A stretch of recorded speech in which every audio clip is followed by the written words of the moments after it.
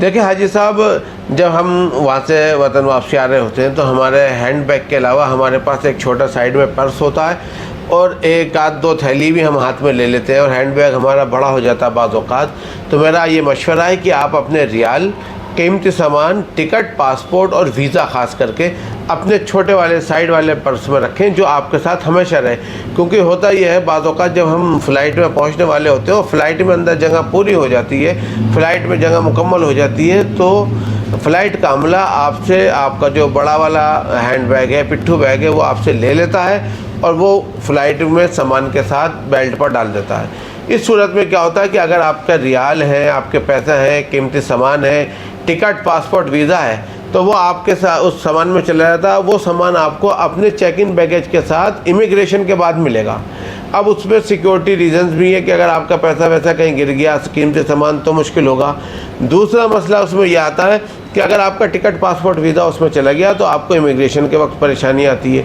इसलिए आप अपने पैसे और कीमती सामान के अलावा टिकट, बोर्डिंग पास और वीज़ा अपने साइड वाले छोटे बैग में रखें। छोटे बैग में रखिए, उस छोटे बैग को हमेशा अपने साथ रखिए ताकि दिल्ली एयरपोर्ट पर उतरने के बाद आपको इमिग्रेशन कराने में दिक्कत ना आए और आपका कीमती सामान, आपका पैसा, आपके डॉक्यूमेंट्स जो भी कुछ है वो आपके साथ लगे रहे, उसका खोने का ख़तरा ना हो। इस चीज़ का आप ख़ास ख्याल रखें।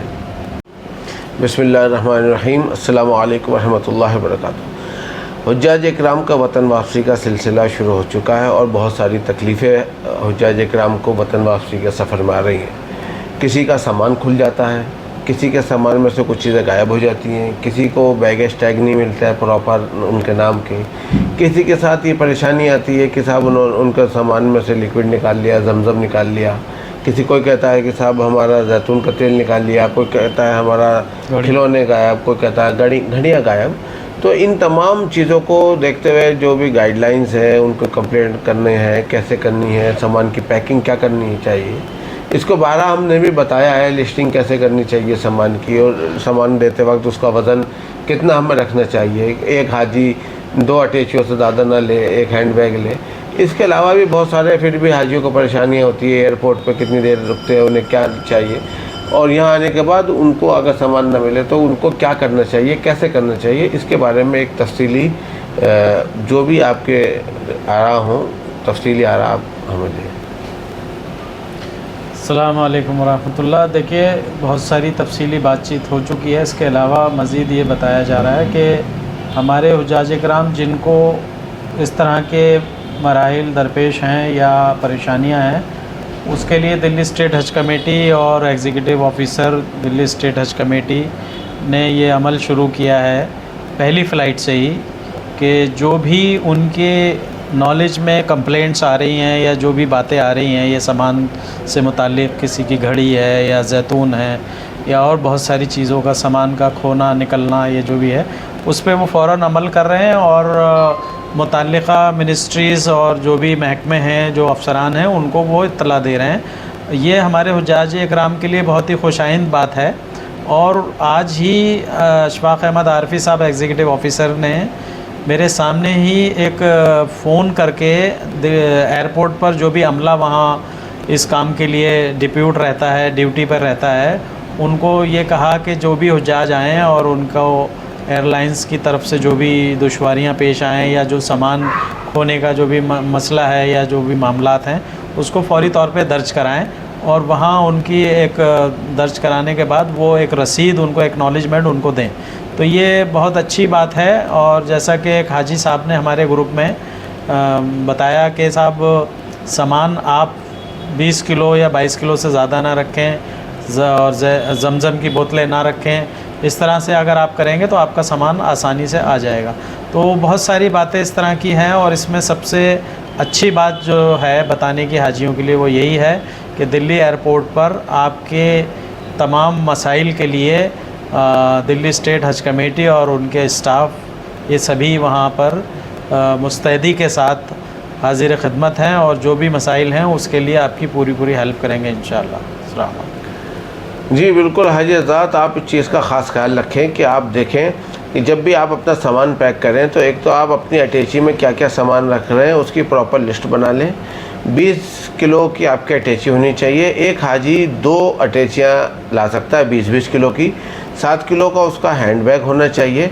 और ख़ास ये ख्याल रखना है आपको कि अपनी अटैची में किसी भी तरीके का लिक्विड नहीं रखना है, ख़ास करके जमज़म तो बिल्कुल नहीं रखना। अगर आप जमज़म रखेंगे तो आपकी अटैची खुलेगी और जब खुल जाती है अटैची तो फिर ये गारंटी नहीं रहती कि उसमें से क्या क्या सामान गिर गया, किसी ने निकाल लिया या जो भी कुछ है।